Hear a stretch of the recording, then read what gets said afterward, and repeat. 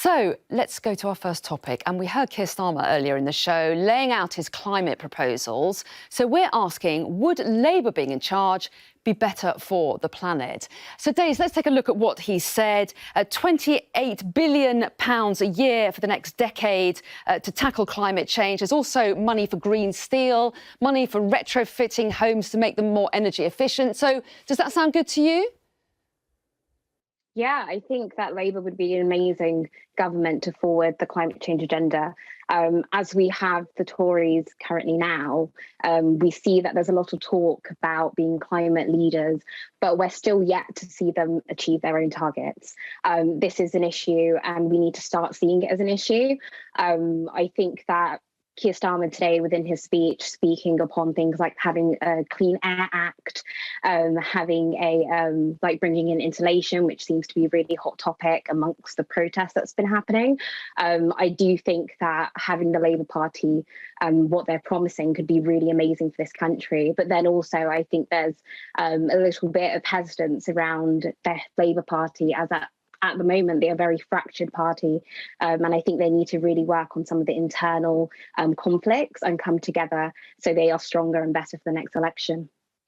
Sam, you're a Conservative, so what do you make of that criticism that the Tories are all talk and no action, and that would you agree that Labour's plans do look better for the planet?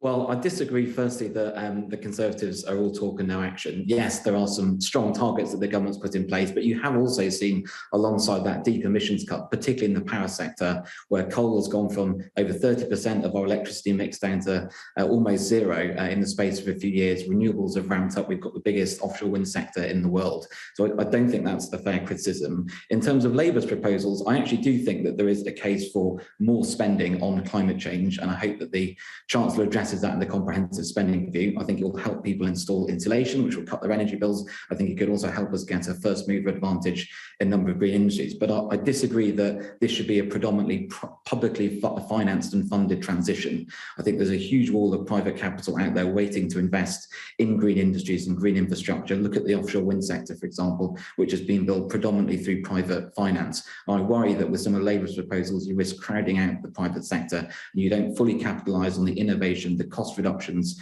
which only come from private sector competition. And I think that's why the Conservative approach, whilst there's still more to do, and I'm not here to say the government's yet on track to its targets, I think that approach ultimately is the one that will get us to net zero quickest and with popular consent. OK, Daze, what do you make of that? Well, I don't really agree with you. I think that within the last reports that we got from the Climate Change Committee, it is showing that the government is not on their targets and they are seriously lacking behind.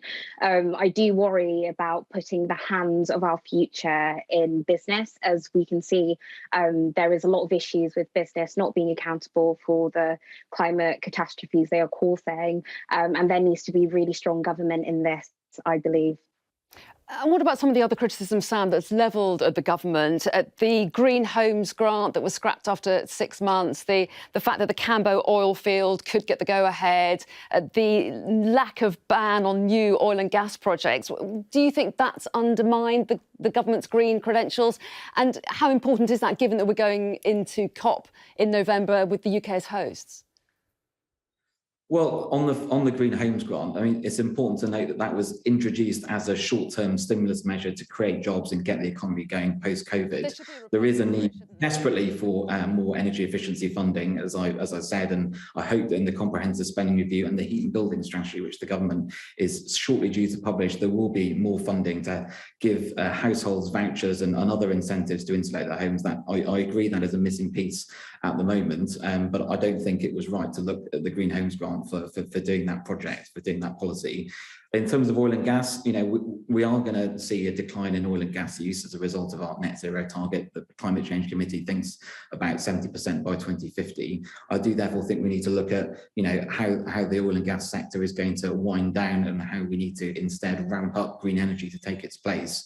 You know, the government has said there's going to be this climate checkpoint, which will make sure that any new oil and gas licenses are compatible with our targets, and I think that's the key. We need to get that policy right so that we are still in line with our net zero target, even if there is going to be ongoing oil and gas, which we do still need.